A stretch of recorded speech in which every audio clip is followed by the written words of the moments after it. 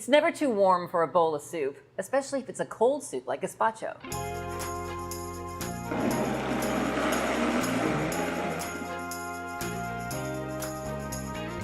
Gazpacho is a cold vegetable soup that originated in Spain. It's made up mostly of tomatoes, but it also includes other vegetables like zucchini, cucumber, green pepper, and red onion, a little bit of garlic, and then a few more other ingredients.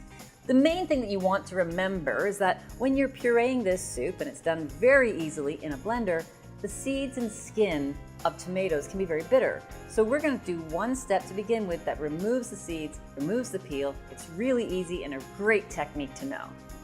First thing we're going to do is core the tomatoes. I'm going to choke up on my knife here and just core that tomato right out.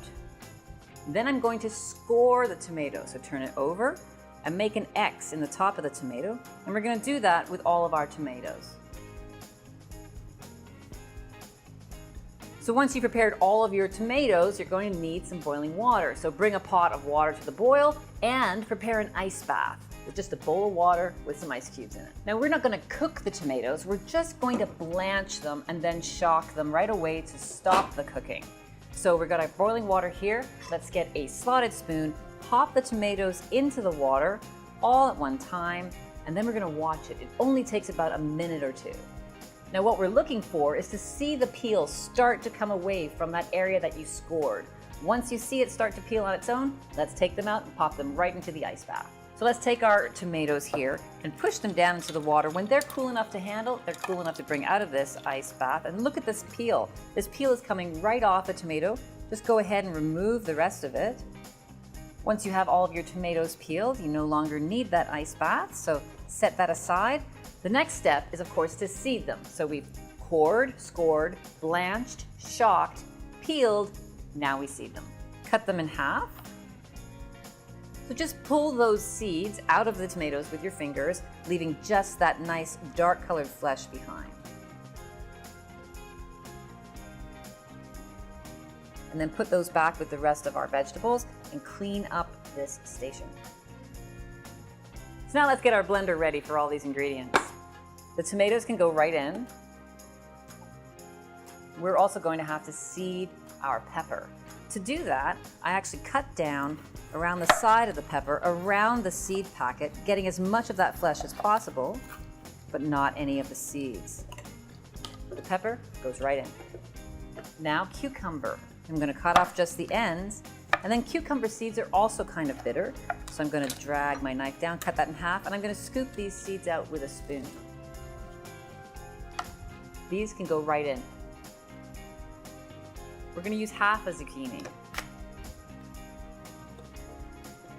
and some red onion. Last is a little bit of garlic. Now, depending on how much garlic you like, tailor this amount to suit your tastes.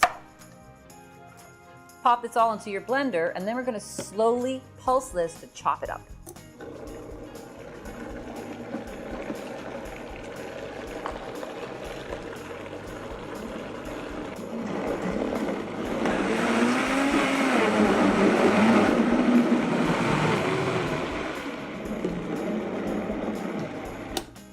Now, how chunky or smooth you want the soup is entirely up to you.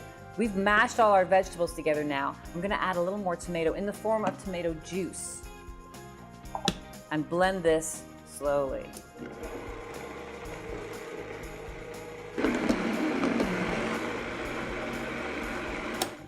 The reason I'm blending it slowly is because I don't want to incorporate too much foam or air into this soup. So blending it slowly will help avoid that, and blending it in short bursts will also help.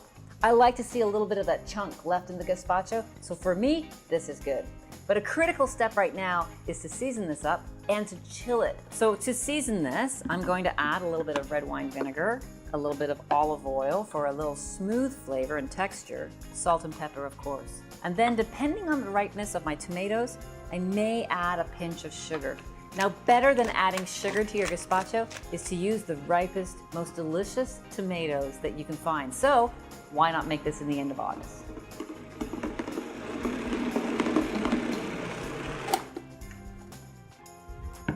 Okay, be sure to taste this.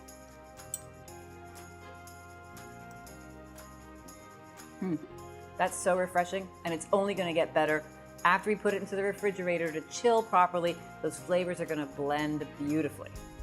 So after your soup has chilled properly, make sure to give it a gentle stir to reconstitute it, and then pour it into a bowl. Now what I've done is I've saved some of the vegetables that go into the soup and cut them up really small. That makes a beautiful garnish. I'm going to put some of those on top of the soup. I'm going to squeeze just a tiny bit of lemon juice on top and drizzle with a little bit of olive oil. And then finally, just a touch of parsley. Now there are other optional garnishes as well. Some crusty grilled bread, some avocado, some shrimp. I don't often have soup in the summer, but when I do, it's gazpacho.